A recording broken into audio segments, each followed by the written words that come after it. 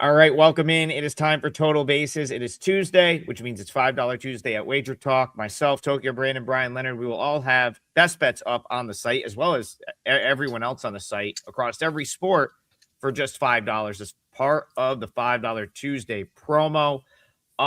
Yesterday I was in the comments, and someone made a comment that it was along the lines of like, man, are the Yankees ever going to win a game again? And I was going to respond to it. And then Tokyo Brandon, I saw you had already gotten in there and said kind of what I would have said, where it's like, eventually, of course they're going to win. Like, let's just pump the brakes a little bit. That being said, they headed into the ninth inning looking like they were going to lose another baseball game, and somehow, some way, rattled off 3 runs to turn a 10-8 deficit into an 11-10 win. So that's where we're going to start the show today. And my question for you is, does that result make you, do you think the Yankees sort of take that and run with it? Or is that still a big concern that after that losing streak last week, they're at home and they're basically staring another loss in the face as it's close to a $2 favorite? Me or Brian? You. Okay. Yeah. I thought after the Yankees got rid of Nuke Weaver that their bullpen would be okay, but apparently it's not. That game went back and forth, man. Yankees were winning, Angels catch up, Angels take a 4-run lead, Yankees catch up, and it was a matter of who's going to win it. I think they've kind of run out of runs. I think we're going to see things calm down a little bit here today. Looking at my rankings, the Angels are actually hitting better than the Yankees in current form, but the Yankees are pretty much better at everything else besides that. I expect these teams to cool off a little. Detmers, looking at how they face against each other, Weathers doesn't have enough of a sample size, but Detmers, 35 at bats against 896 OPS, not terrible, but not great. I expect an under in this one. Usually when teams explode and just go nuts like that, they kind of calm down and they're a little worn out the next day. So if anything, I'd go under here. I did like Weathers coming into the season, but I thought the Yankees would be a good spot for him. But he's kind of being like Sonny Gray, great pitcher, and then you get on the Yankees, and then you just don't know how to find yourself. So, yeah, but I expect an under in this one. Can't argue with an under. Ryan Weathers, I guess, silenced some of the critics last time out. Bryan Leonard, 8 innings, 1 run, 7 strikeouts, no walks. Scattered 7 hits against the A's in his most recent start. So, and again, Reed Detmers is someone, Brian, that you and I have, I think, both liked, for the Angels. So I certainly can't argue with an under. I could not bet the Yankees at this price at this point. I'll read off their last scores before they won that game: 3-2, 1-0, 5-3, 5-4, 5-4, and then last night the miracle win, 11-10, going into the bottom of the 9th inning, down 10-8. Brian, I still think that this is a massively inflated Yankee team on the number. Until they start winning with authority, I look for ways to oppose them on the run line. So how do you see this one, Angels Yankees? Are you seeing it the same way? Yeah, a couple of lefties going, Detmers and Weathers, looking at a total or a line of about anywhere from 170 to 190 right now. It's still early, not a lot of money in the market, but 9 with the total. I think it'll be another higher scoring game here. If you take a look at what these offenses have done, let's just look at the Angels at the moment. I talk about on Roster Resource on Fangraphs, and they rank every hitter going over the last 7 days. Every single hitter in this Angels lineup in the last week ranks in the top 200 in hitting. You've got Juan Moncada at 188 and just low at 187. Everybody else is hot. Mike Trout is hot. He's number 7 right now. Zach Neto, 95. So the Angels are hitting really well. They'll be facing a lefty here, and they faced back-to-back lefties just 2 days ago. Saturday and Sunday, they faced a couple of lefties. And so I like the situation here for the Angels. I agree. The line is a little bit too high on the Yankees. Still think the Yankees will have some success here offensively. So I'm leaning a little bit with the over and maybe trying to find a way to play the Angels somehow in this game because, hey, if a team's as hot as the Angels are right now, it's tough to send out somebody other than maybe an elite pitcher in Major League Baseball and shut them all the way down. I'm a little bit of a disagreement on this first game. I kind of like the over, and I lean with the Angels. Well, Brian, you talk about weather often. It looks like we've got some wind blowing out. It doesn't usually make it. Yankee Stadium is not a place that's usually synonymous with that, but it looks like all over the East Coast, there's some pretty crazy wind today, just in general. The total's only 8.5. Was that surprising to you that that wasn't like a 9 or a 9.5 based on the weather? They're only expecting 3% more runs than normally. Because of the winds blowing out, it's at moderate, medium temperature velocity. They're expecting basically 0.43 more home runs in this game, which would be maybe half a run. So that's what they're expecting out of this one. It's pretty good hitting for just about everywhere today. Pretty good chances. In Baltimore, the wind's blowing completely out with a nice sunny day and all. But that's the most they're expecting. 17% more runs there. Great American Ballpark always is one of those, but Dodger Stadium and Petco Park are at least expected to be affected by the weather, or the more unders as opposed to the overs. It's great stuff. That's why I asked you that question. TV, I'm going to go back to you. I'm going to go to a different game. Brian alluded to maybe the wind being more of a factor out in Baltimore. And G. Hurt says, we need to pin down whether the Diamondbacks are good or not. I think the Diamondbacks are exactly what you've seen. They can hit the ball. They lack pitching depth, and you will get yourself into situations like last night where there's a game that they maybe could have won, should have won, probably should have won with that type of lead, and they end up losing in that fashion. So I'll throw it to you, Tokyo Brandon. Are the Diamondbacks good? Are they not good? And do you like them here against the Orioles on the road?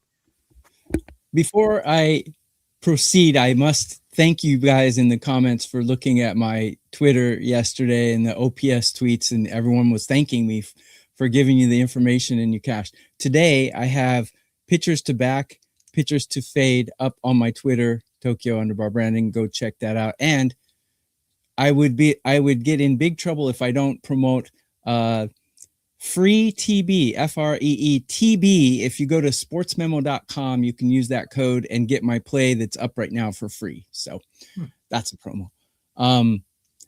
Let's address the Diamondbacks. The Diamondbacks are very up and down. Their bullpen started out as one of the worst in the league, and now they're one of the best in the league. I got them ranked number 3. I don't know where that comes from. Their hitting is a little bit above mediocre at current state. I don't have a big read on Merrill Kelly, but I do believe he's a little bit on the downside of his career. And if you do check my Twitter out, and you'll see the OPS rankings, you'll be quite interested where these two pitchers rank in OPS against the batters they're facing today. I don't think overall the Diamondbacks, I think they're just an average team. They'll probably end up 50-50 in my opinion. They're just so inconsistent. They really have the hitters. They remind me of Oakland, actually. They have the Athletics or whatever, the Las Vegas Athletics. They got the hitting, but they don't have the pitching. So expect a lot of overs from these Diamondbacks. Actually, like the A's lineup a little better than the Diamondbacks lineup. But yeah, this is a power lineup that can hit, put runs up, and it's a pitching staff that just can't hold runs down, unfortunately. So playable information today, I would take a Baltimore team total over perhaps, because I don't expect the Diamondbacks bullpen to perform number 3 in all of Major League Baseball for much longer. Brian, Slick Vic points out the Diamondbacks have been really good against the spread. They've been underdogs in a lot of these games, of course. You were all over the success they had on the road trip to New York and well, this road trip, but the beginning of it, New York and Philadelphia at the beginning of the road trip, all underdogs in every single game. I'll speak to Tokyo Brandon's Diamondbacks bullpen being good to this point. I think I made a comment last week that they just haven't been in many high leverage innings to this point. So it's like they've not only been winning games, they've been winning a lot of games big. So the bullpen really hadn't been in those like big time leverage innings until last night when the Orioles made a little run at them. And what happened was exactly what I would expect to happen for this Diamondbacks bullpen. I don't think they're probably still a bottom 10 unit when pressured, when put into leverage situations. And they're also not very deep. So that's my issue with the Diamondbacks. I think they could play 500 ball in spite of that. And I also don't disagree with TB thinking there could be some runs in this game. How are you seeing D-backs Orioles, Brian? Yeah, I'm in agreement. I think both these teams are pretty much equal when it comes to teams you want to back offensively and fade in the bullpen. And that's very similar to both these teams. The problem is Rogers is the one guy in this Baltimore staff that I really don't want to bet against. Say what you will about him. In the past, he's back to the way he was when he was in Miami. He was pitching very well. Merrill Kelly, first start in the majors this year, but if you followed him all year long, Arizona's taken their time with him. And so I think a lot of people think he's not going to go very long in this game. And if he does, it's probably because of the Baltimore offense. But I think they're going to send him out here and expect him to go 80 pitches. He built it up in the minor leagues, so I would expect the first 5 innings of this game to be basically what you would expect. But I think the back end of this game will favor the offenses. So somewhat like the over here, but I'm going to wait and play it in game because I think both Kelly and Rogers can have some success early on. I don't like either one of the bullpens, and Baltimore's bullpen, the key players in the bullpen are likely less likely to play in this game than Arizona's. Arizona's got a lot of bullpen arms. None of them are very good. So you really don't have that situation. But Baltimore's got a couple of really good guys, and they had to pitch the last few days. So, second half of the game, maybe live. If you're seeing something like a 2-2 at the end of 5, maybe play that over. But at this point, nothing available to me that it jumps out at me right now. Yeah, I mean, listen, the Orioles clearly they wouldn't have given up Connor Norby and Kyle Stowers if they didn't think that Trevor Rogers was going to be like an ace. I remember when they made that trade thinking they were crazy for doing that. But Brian, is this probably what they had in mind? I think Norby had a game yesterday. Yeah.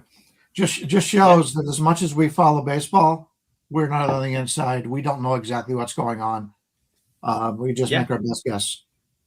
I mean, I remember being super critical of the Orioles when they made that trade, and then it looked like just a terrible, terrible move. And now I think even with giving up like an all-star and Kyle Stowers, I think with the premium on starting pitching, you could say that the Orioles got what they intended to get out of that trade. Tokyo Brandon, you made a comment that Norby and some of those baby fish, if you will, had a good game yesterday. The Marlins, of course, went off on the Braves and the won that game 10-4 to improve to 9-8. Something that I think it doesn't surprise me in the least. I think the Marlins have a lot of good players. It's just going to be a matter of how often they can put it together. But this is kind of what I expected out of them so far this season.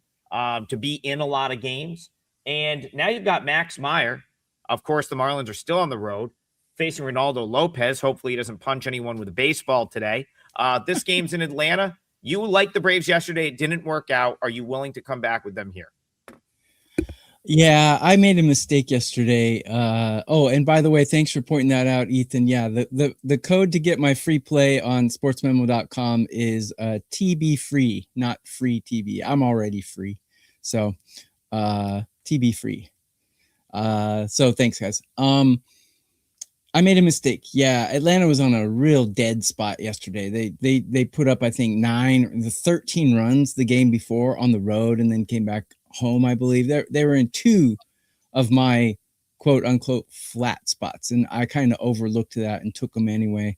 So that was a mistake on my part. Actually, I parlayed Atlanta together with the Rangers. I liked the Rangers yesterday, but yeah, I should have just taken the Rangers straight up and forgot Atlanta. That was my mistake. But regarding today, I think Atlanta will bounce back. I don't know if they're going to win the game or not, but I've got them ranked a lot higher than Miami in almost every category, despite yesterday's troubles. I have them ranked number 2 in MLB in batting, where I got Miami 16. Bullpen, I got Atlanta 3 pegs above Miami, and I got Reynaldo Lopez ranked pretty high. But again, my pitcher rankings are going to be a little skewed because we just started the season. It's still April 14th. So I'm not going to put too much credence in my pitcher rankings yet. And past OPS and past performance against the pitchers they're facing, I don't have either one of these guys with any significant edge that we can use for betting. I think Atlanta's a better team. I don't know if they're going to win. Miami's one of those teams, one of those sneaky teams that can beat anyone on any day. So it's really hard to bet against Miami, but I maybe Atlanta's team total or Atlanta. I think Atlanta will put runs up again. They're the second best lineup in current form. So that's how I would go. TB, I just wanted to say that I agreed with the Braves yesterday. Ultimately, they started to, like, the Marlins started to take a little money. I didn't really subscribe to like the dead spot theory. Listen, in April, like, the Marlins started to take a little bit of money. There was actually a pretty good spot to jump in with the Braves at like a better number than it was early in the day briefly. And then I actually do think the Braves took some respected money at that point to then sort of like get it back up to, there was some fluctuation in the market. Point is, I don't think the whole like, oh, we just played on Sunday Night Baseball, folks. It's April 13th. That's not a big deal right now. That's just like playing any other night game. Like, it literally does not matter. So I didn't dislike the Braves yesterday. I just am kind of at the point where it's like, Brian, I don't want to bet against the Marlins because of what Tokyo Brandon said. Any given day, like, they're lively enough to just pretty much win any game. And you never know what you're going to get from their pitching staff, but it's all these guys that are like pretty good at throwing like 3 or 4 innings. I'd rather be on them than against them, I think, at this point. Yeah, the whole thing about playing the Sunday night game is travel, and Atlanta didn't have to travel. So that made no difference to them. The team that you would have faded would have been the Cleveland Guardians, who had to travel, and they were a road favorite, but they didn't happen. Yeah, keep in mind it's the travel situation. It's not the night and day. They play Friday night, Saturday day games all year long. The way I look at this is I didn't like Lopez coming into the season, and I think that's been bared out. I think he's an overrated pitcher. He's not the pitcher he was earlier. He had a really good season and then got hurt, but I didn't expect much for him before that season, and I don't expect much from him now. The problem is I liked Meyer coming into the season. He looked good in the preseason again, and he's done nothing in the regular season. It's something that he continues. At this point, he's a quad A pitcher. He's done well, and he's looked good at certain points, but when he gets out there to pitch, other than that one streak he had, last year or 2 years ago, he has not put it together. So that said, I don't want to lay this number with the Braves. The Braves are the better team, as much as I like Miami, but I don't want Lopez. So I'm going to be passing on this one. Yeah, I'm kind of with you on Meyer. Like, I loved him last year. I thought the Marlins, if you remember back in 2024, they pretty much buried him in the minor leagues, and they kept saying, oh, we're trying to, we want him to work on his mechanics. They tweaked his pitch mix. And I thought they were like manipulating his time a little bit, but then he came out last year and had that, like you said, Brian, that one stretch was like, kind of like what I always had in my head for him. And I think that still creeps into my handicap a little bit when it comes to Max Meyer. I think he's going to be this, like, I have that image in my head. It's hard to bet against him, but like you're saying is, if you take that one really good run out, What has he really been at the big league level? I think is like, kind of the best way to phrase that. And then unless you just get like that, like unless he just reverts to that here, like the 3 starts this year, he makes it 4 or 5 innings. He hasn't made it past the 5th inning yet this season. And then you get into that Marlins bullpen where it's like they don't have any big time leverage guys, but they're all kind of good. It is a tough. This is a tough one. I'm with you. I can't. I just probably not one I'll have any interest in betting today. All right, we got to bring up the so the other one that people are commenting on in the chat, and yeah, I'll go back to you, Brian. Boston Red Sox, Garrett Crochet gave up a 10 spot yesterday. What do we make of that? And how do they respond? Red Sox Twins. They were playing really well the last couple of games. Who saw that coming? I've watched there's a lot of guys I follow on Twitter that are really good at breaking down pitching.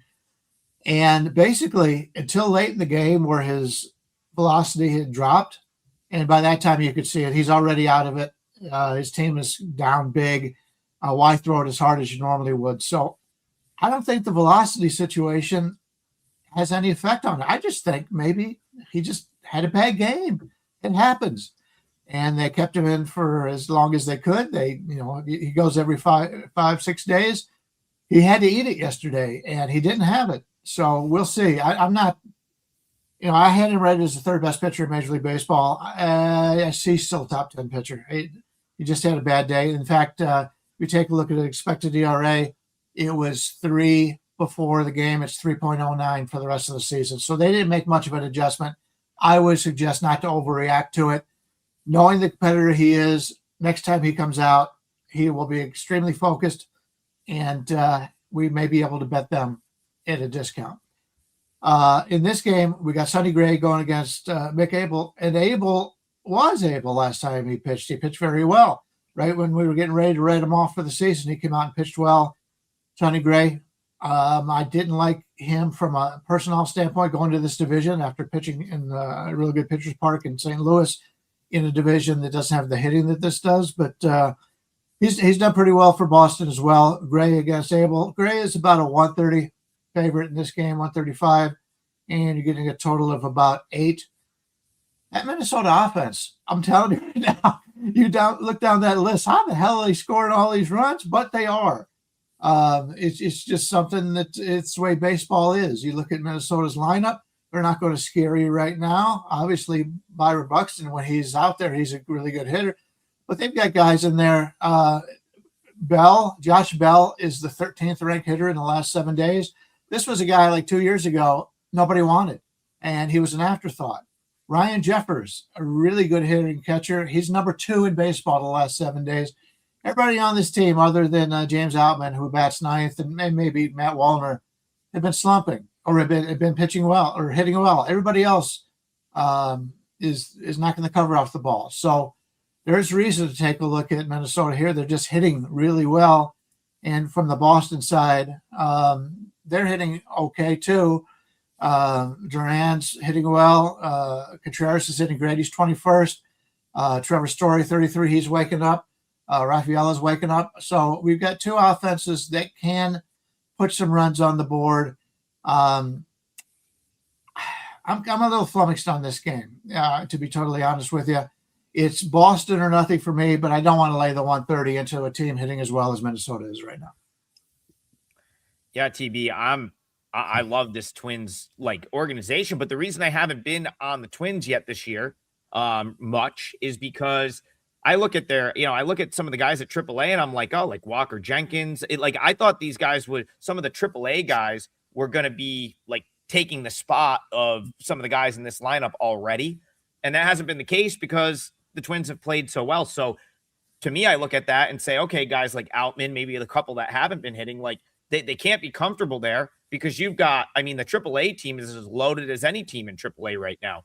Jenkins, Gonzalez, they have 7 guys that are legit. Alan Roden they grabbed in the Blue Jays organization. But a bunch of good players down there at St. Paul. So I I'm kind of in on the Twins. They also, if you remember last trade deadline, they kind of ran out of time. And because of that, they kept Joe Ryan, who's, at the time, I'm sure they would have loved to get something for him. But now you've got an ace.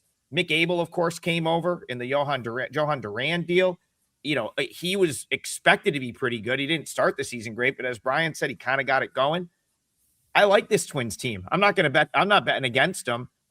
You've hated the Red Sox. So talk to me, TB. Twins, Red Sox, how are you looking at this one? I did. I said they're peaking when they were 1-6, but since then, they're 6-10. I see guys in the comments, the Red Sox are cooked, blah, blah, blah. If the Red Sox win this game, they and the Twins will have the same record. So relax, guys. It's April 14th. There's a long way to go here. Red Sox are in a tough division, so I give Twins the nod if we're going to bet which of these teams is going to make the playoffs.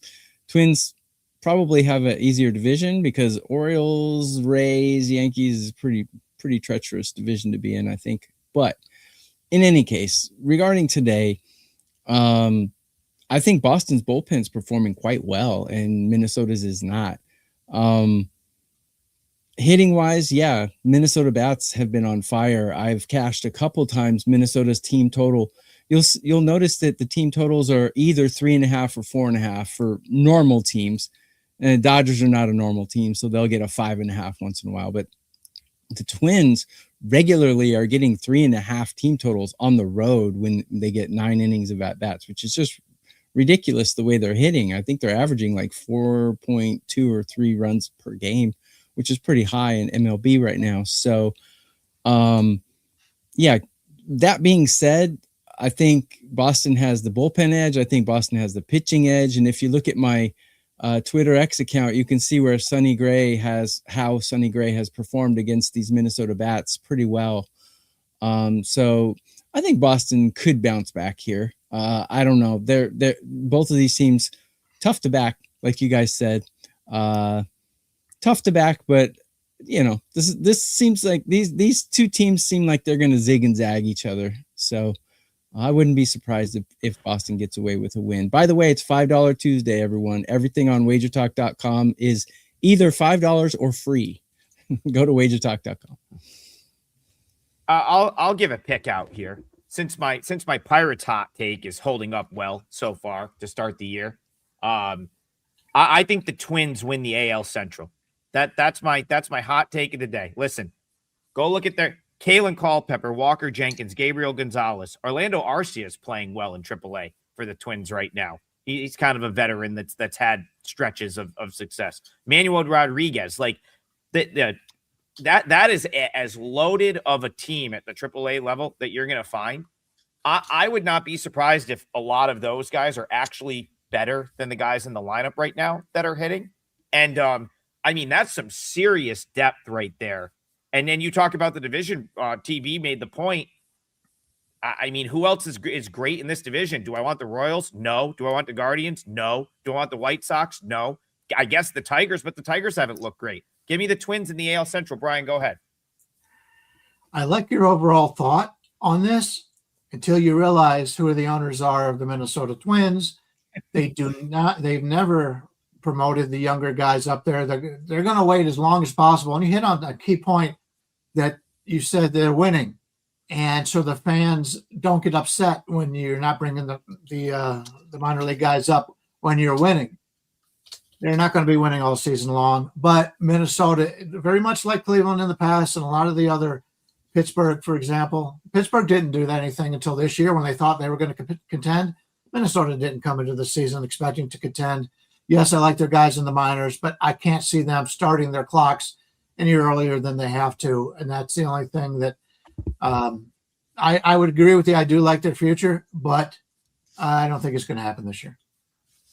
Counter to that is a lot of those guys were up already last year. It's not like they just came from AA to AAA. A lot of those guys already have a minimum half season at AAA. So I'll push back on that a little bit. I think maybe like Kalen Culpepper might not get rushed, but like a Gabriel Gonzalez, Gio Gonzalez, I haven't heard that name in a while. Gabriel Gonzalez was already up for a long stretch last year. I don't think they're going to bury Walker Jenkins down there all year. So again, I think it's going to be dictated by like the guys that are up there right now. As long as they're playing good, they're not making any moves. They will absolutely be conservative in that regard.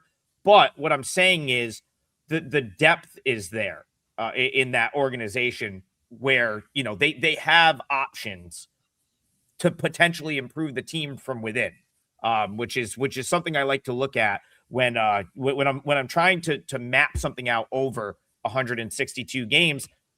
Craig EK says Twins puff pass, Adam. Probably the same type of people that told me I was crazy about the Pirates.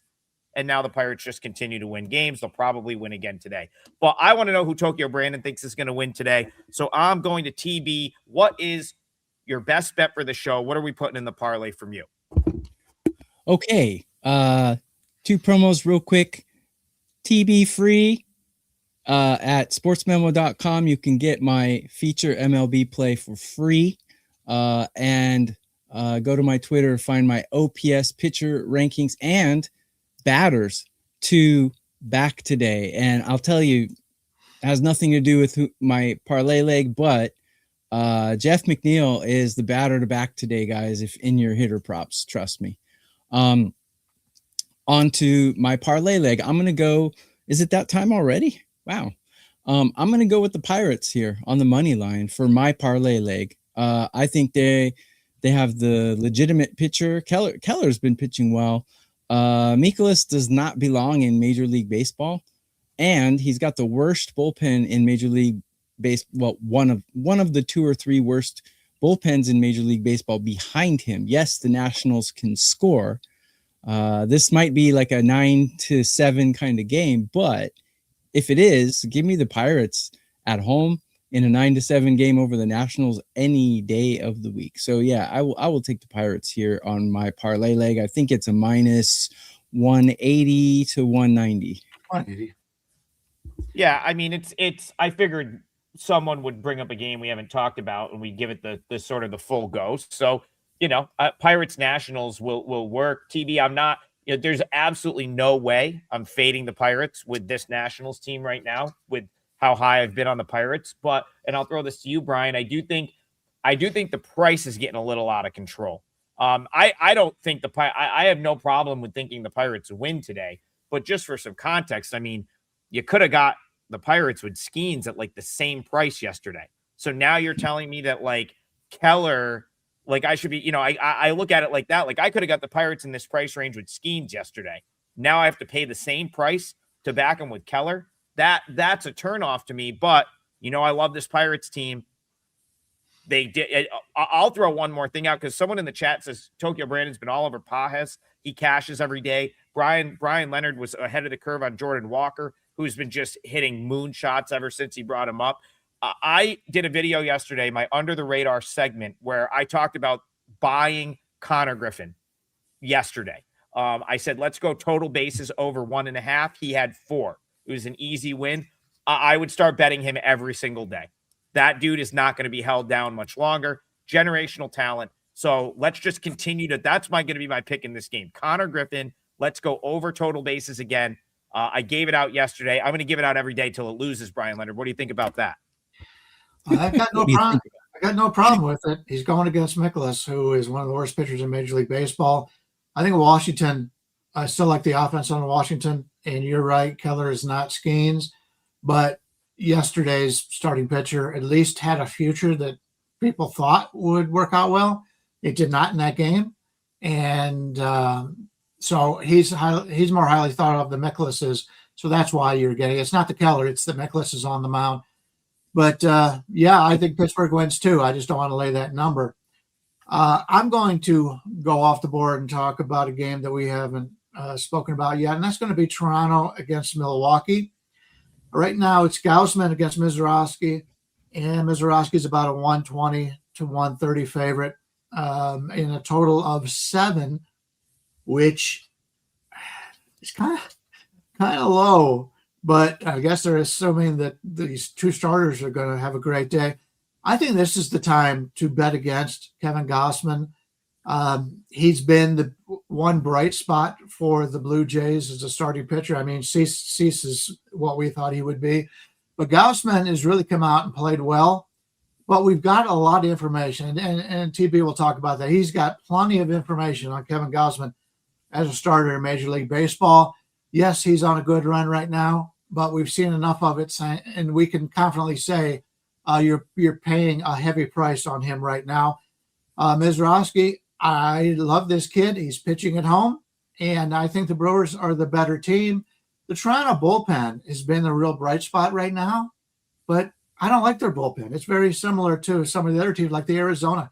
I don't like the bullpen as much as I like the bullpen in Milwaukee. So we've got a starting pitcher I want to fade. We've got Milwaukee playing at home, which is always a very good team. And they've got a guy I want to back, and I like the bullpen better. So I will lay the number here on Mizrahi in Toronto. If this game was played 4 or 5 days ago, because Milwaukee was on a really hot run to start the season, this line would be closer to 140 than it is to the 120. We're seeing that right now. So I'm a guy who's looking for bargains, and I think if this game was played any other time this year, we'd be giving a little bit more on this game. So I'm going to lay it with Milwaukee. As I said, it goes anywhere from 120 to 130 out there right now. So 125, I'm fine with that. Yeah, I'll bring TB in here. He referenced your, starting pitching rankings and stuff like that. I'll give you a second to speak on Gaussman, Mizrahi, Blue Jays, Brewers. Agree, disagree, or if you have a prop you want to give out, it's a good spot to do it. Jeff McNeil over 1.5 hits, runs, RBIs is a great prop today, guys. Regarding this game, my first inclination was, under. These two pitchers are amazing. But then I ran my numbers and I put them on my Twitter X account, and not bad. There's one pitcher today, and if you go check my Twitter X, you'll see there's one pitcher today who I expect to perform much worse than Mikolas. He's out there, and you can fade him.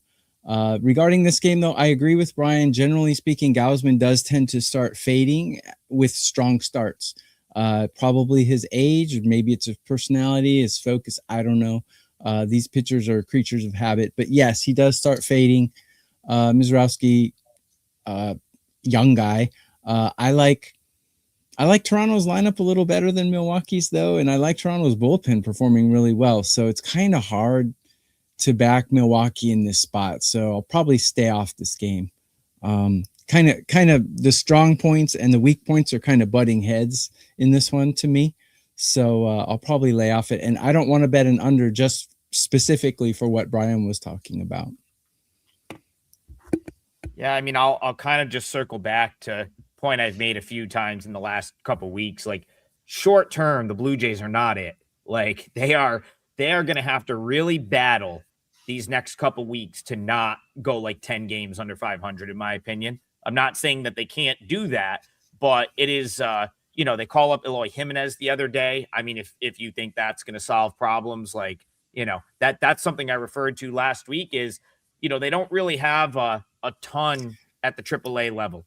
And honestly, I would have rather seen Hendrik Pinango called up, because he's kind of like he's like, in my opinion, the best guy that they have at AAA. I've wrote about him a few times, just over the course of like my betting AAA. But Jimenez is the veteran. They must think they need the sort of the veteran presence right now. Point is, it doesn't even like, that's just one side of the coin. The real issue is just the lack of pitching and pitching depth. And again, the Blue Jays come in at 6-9. They come in against a Brewers team that just got swept by the Nationals. Like, that's a good Brewers baseball team. I actually don't really know what to think about. I don't know how they got swept by the Nats. That to me, I guess people goes back to like the Nats are hitting the ball right now. I'm kind of with Brian. I think this sets up better for the Brewers to have success. And I would not be like scared to fade the Blue Jays because they're the Blue Jays. Because I'm telling you right now, they could get to the end of April 10 games under. Like, I don't think that's a stretch given some of the injuries they've had and the lack of pitching right now. They're 3 games under right now. They're 6-9. They could be set. Brian, do you think I'm crazy to think this team could be 7 or 8 games under 500 at the end of this month? Like, they're a short-term fade for me. Yeah, luckily they've got 2 guys that are pitching really well in their first 2 starters. Other than that, they have some troubles. But we will see. But you've been pretty head on about being able to pick on these teams before they get hot. So, and looking to fade them. So I'm not going to argue. And certainly, you hope to see him 4 games under, because that means your Brewers play wins today. And that is, again, that'll be leg number 2 of our parlay. I will. So let's do this. Let's go one more game. We can. I think I'm going to use a game we already talked about. So I'll go. We have a couple people in the chat that want to talk Tigers Royals. So I'll use my 5 minutes, if you will, to throw that game to you guys quick, give my comments out, and then I'll decide what the final leg of the parlay is going to be. Brian, I'll bring you back in. Cole Reagans, Framber Valdez, people asking what's wrong with the Tigers. I just took a shot at them, said I would play the Twins to win the division. I may double down on that in a second, but I'll go to you first. Tigers Royals, do you have concerns about the Tigers, and would you fade them here? No, I think the line is right. We're looking at a total of 7.5, or about a 120 to 125 for Valdez. I prefer Valdez only because I think he's more consistent, although he didn't look good. He hasn't looked great all the way, but I've talked about this. When you go to a new team, I look to fade those kind of pitchers. Reagans is a guy who got hit by the pitch, got hit the other day in more ways than one. He didn't pitch very well, and he got hit and had to leave the game early. And he's had a lot of injury problems in the past. I don't think that's going to have any residual in this game. But 2 guys that are very good pitchers, and this is a pretty good pitcher's ballpark. But I think if I play it, I either play the under, or I play Valdez, or maybe I play Kansas City team total under, something to that effect. But there are really a lot of really good pitching matchups on today. In fact, even if you're a rap music fan, they got the Wu King Clan playing in Seattle and San Diego tonight, by the way. That's my music joke of the day. But a lot of good pitching matchups on today's card. Tokyo Brandon, that was I believe Reagans got hit in his hand, and it was an instant velo drop from that point before he left the game. Yet he's back out here, just 5, I believe, on normal rest. So how are you seeing this one, Royals Tigers? And he has amazing stats against these batters in 60 at-bats against. So my first inclination was I really want to back him here. And then I broke the teams down, and Detroit currently is doing everything better than the Royals, unfortunately. And I actually have Valdez ranked higher than Reagans as well. So if anything, I would want to back Detroit in this situation. But given the fact that Reagans has dominated these batters, it's a push for me. Either way, I can't go either way in this one. If Detroit's team total in the first 5 innings was 2.5, I might consider going under, but I haven't checked it yet. They're currently batting number 12 in MLB, though, so taking an under on a team batting number 12 in MLB would not be the way to go for me. Yeah, I kind of think the number's close. Like, listen, a fully healthy Reagans, like if I knew he was like totally good, I'm probably on him all day here. I love that guy. I think I bet him like two seasons ago. The season he got like sort of had that really bad injury, I had him to win the AL Cy Young. Like I was that high on him, and I still think he can get back there at some point. But yeah, I mean, what horrible luck to get, like, not only to get hit with a comebacker, but to get like hit on your hand is just like, that's just insanely bad luck. He's had some tough injury luck the past couple of years, but I'm a Cole Reagans guy for sure. I typically don't look to bet against him. I'll tell you what though, I'm making this bet. SU Iceman says Twins are 7-1 to win division. Give me that all day. That shouldn't be 7-1. They might not do it, but listen, like I said, I'd rather have them over the White Sox, Guardians, or Royals, and I'm not sold on the Tigers yet. So at that price, take a little shot with the Twins 7-1, no problem. For our parlay, I'm going to take a little shot with Twins plus 1.5. If you're betting the game straight, because like people are going to be, say, oh, don't lay juice. Like, we're putting together a 3-team parlay. I don't mind the minus 145 price tag in the 3-teamer for the extra run. I don't have a problem with Twins plus 120. I make it like Twins plus 103. So I think it's a relatively good like numbers play. if that's how you want to go. But for the sake of our parlay, I'm going to go Twins plus 1.5, minus 145 to close out the 3-teamer. Before I read it off, remember, it's $5 Tuesday at WagerTalk. We all have $5 plays up. We also have the double play package. So pick any of the 2 handicappers on your screen, and you can get a 2-for-1 for 3 days. I will say this real quick to Gus B. Bussin, who asked about Noah Schultz. My Under the Radar segment does about 6 minutes on Noah Schultz today, who, weather permitting, will make his major league debut tonight in Chicago against the Rays. So check that out. That'll be up on the Wager Talk YouTube channel very soon if it's not already. Again, today's 3-teamer, we have Bryan Leonard on Brewers, minus 130. I'm going to go with the Twins plus 1.5. That's about minus 140, minus 145. And Tokyo Brandon's going Pirates minus 175. We got to hit one of these parlays sooner or later. I hope it is today. Also, I think Carmine's still on vacation, but shout out Carmine. Guy's always somewhere cool. And today's in the chat, which is awesome for us. Always cool. He says, show your appreciation and support and hit that like button. Yes, please hit the like, subscribe, check out the replay, drop a comment. TB was in there all day yesterday answering comments. I will try to be in there more today as well. And the 3 of us will see you tomorrow morning, 9 a.m. Eastern for more Total Basis. We'll see you guys then.